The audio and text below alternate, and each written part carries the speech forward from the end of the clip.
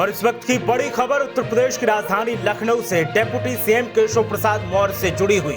विधानसभा चुनाव हारने के बाद डिप्टी सीएम केशव प्रसाद मौर्य को एक और बड़ा झटका लगता दिखाई दे रहा है। BJP deputy CM Keshav Prasad Maurya को एमएलसी नहीं बनाएगी। बड़ी खबर इस वक्त की, बीजेपी ने केशव प्रसाद मौर्य को एक और बड़ा झटका देने का प्लान बना लिया है और उन्हें अब एमएलसी भी नहीं बनाया जाएगा। नई सरकार में डिप्टी सीएम बनने की उम्मीद अब लगभग उनकी खत्म होती जा रही है। विधायकी तो वो हार ही गई और अब उन्हें एमएलसी भी ना बनाने का फैसला लिया गया है। इससे साफ हो गया है कि नई सरकार में उनकी कोई भी भूमिका नहीं होने वाली है।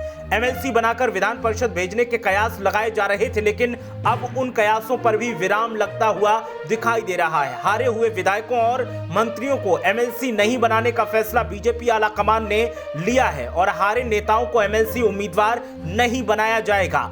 संजय निषाद ने डिप्टी सीएम का पद बीजेपी से मांगा है। सूत्रों के हवाले से यह भी खबर निकलकर सामने आ रही है। तो इस वक्त की ये बड़ी खबर, केशव प्रसाद मौर्य को एक और बड़ा झटका लगता दिखाई दे रहा है और बीजेपी आलाकमान ने अब उनके अधिकारों पर एक तरीके से कैंची चलानी शुरू कर दी है। विधायकी का चुनाव केशव प्रसाद मौर्य क्या हारे कि अब उनको एमएलसी भी नहीं बनाया जाएगा और बीजेपी की तरफ से साफ कर दिया गया है कि जो विधायक और मंत्री चुनाव हारे हैं उनको एमएलसी नहीं बनाया जाएगा। बीजेपी आलाकमान ने ये बड़ा फैसला ले लिया है। तो डिप्टी सीएम केशव प्रसाद मौर्य को उम्मीद थी कि एमएलसी बनाकर उन्हें नई सरकार में भी कोई अहम जिम्मेदारी दी जाएगी, लेकिन इस उम्मीद पर पानी फिरता दिखाई दे रहा है। बीजेपी आलाकमान ने बड़ा फैसला ले लिया है कि जो लोग चुनाव हारे हैं उन्हें अब किसी भी तरह से कोई भी भूमिका एमएलसी चुनाव में नहीं दी जाएगी। तो इससे कई मंत्रियों और कई नेताओं की उम्मीदें टूटती दिखाई दे रही हैं। खासकर डिप्टी सीएम केशव प्रसाद मौर्य के अधिकार पर, हक पर अब कैंची चलती दिखाई दे रही है। उन्हें लग रहा था कि वो चुनाव जरूर हार गए हैं, लेकिन